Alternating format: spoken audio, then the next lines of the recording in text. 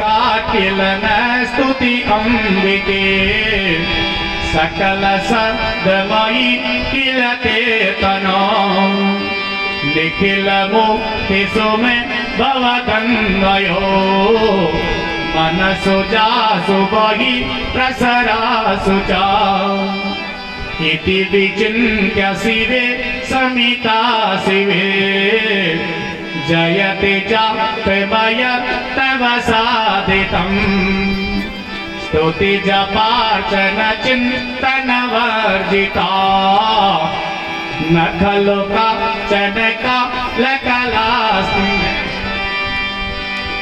हे प्रभु, हे जगज्जननी, हे नंदा माँ, हे भुवनेश्वरी माता, जिसके ऊपर तेरी कृपा बन जाती, सच मन जिसका बन जाता, जिसके मन में कोई विकार नहीं है, जिसके मन में कोई ईर्ष्या नहीं है, जिसके मन के अंदर कोई दोष नहीं है, जिसके मन के अंदर किसी प्रकार का अहंकार नहीं है, उसी में वो माँ, वो जगत जननी कृपा करती है। भागवत के प्रेमियों, परमात्मा के प्रेमियों, मानो आज जब उसने भगवती की स्तुति कर दी तो राजा ने बार बार पूछा, अब बता तूने वो मृग को देखा?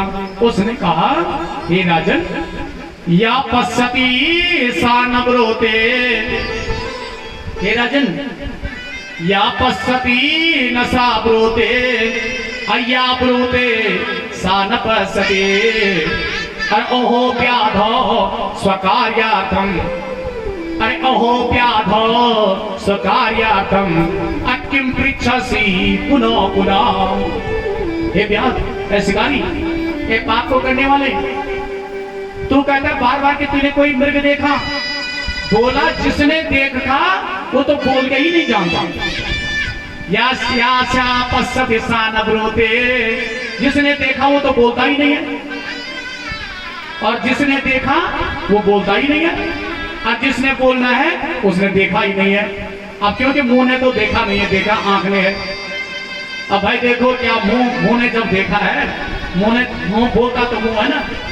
और हे व्याध, तू बार बार मुझे इस प्रकार की प्रश्न को क्यों करता है? अब भागवत के प्रेमियों, व्याध बेचारा भी क्या करता, उसने कहा ये कैसा प्रश्न हो गया, इसने कैसा प्रश्न किया कि जिसने देखा वो बोलता ही नहीं है, और जो बोलता है उसने देखा ही नहीं है, ये क्या प्रश्न हो गया? उसने भी सोचा बेचारा, बात ये सच कह रहा है। मानो भागवत के प्रेम, परमात्मा के प्रेमियों, जैसे मानो आज वो आगे की तरफ, उसने कहा भाई यहाँ पे रहना तो ठीक नहीं है, अच्छा नहीं है, यहाँ से चलना ही ठीक है। और उसने क्या क्या, हरि नाम गुणोधेयम अर भगवती जगदम्बिका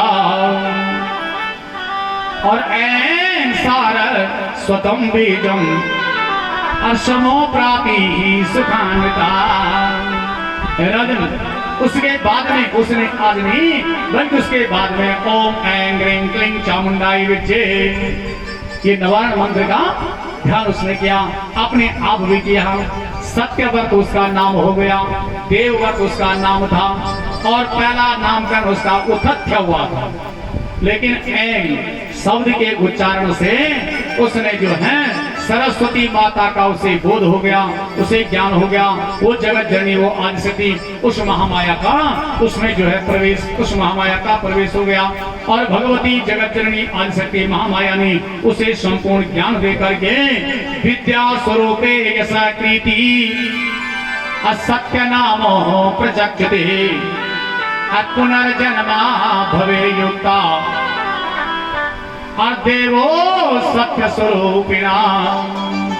हे राजन, कथा का तात्पर्य कहना है कि अगर जीवन में कोई काम करना तो सत्य से करना, एकाग्र से करना, चंचल से नहीं करना, चाहे आदमी की बुद्धि हो ना हो।